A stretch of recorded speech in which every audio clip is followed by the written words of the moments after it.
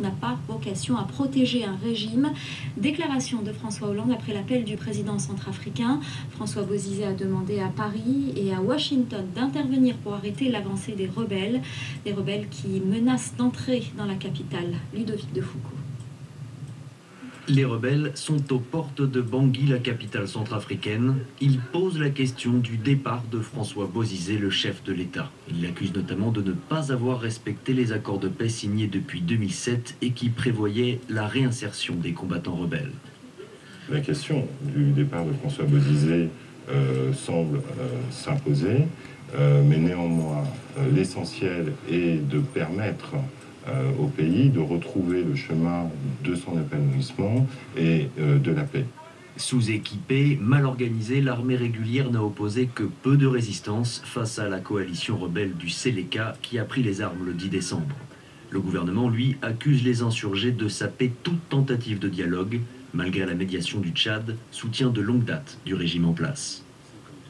Le gouvernement a la main tendue, a accepté depuis une semaine en allant à Djamena pour que sans délai, il y ait ce dialogue. Ce sont les rebelles au vu et au su de tout le monde qui prennent la grosse tête avec leur victoire ici ou là.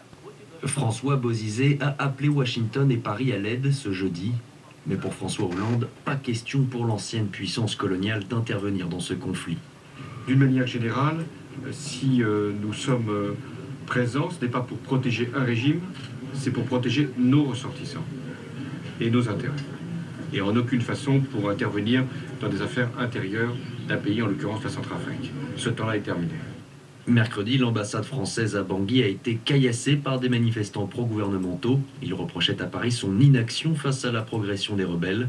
Depuis, une certaine inquiétude règne au sein de la communauté française de Bangui, quelques 1200 ressortissants en tout, comme nous l'a expliqué l'un d'eux alors qu'il se trouvait à l'ambassade.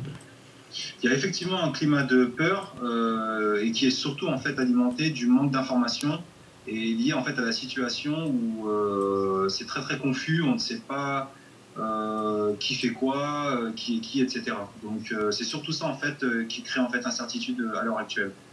L'ONU et les États-Unis ont pour leur part annoncé le retrait temporaire de tous leurs employés jugés non indispensables et de leurs familles.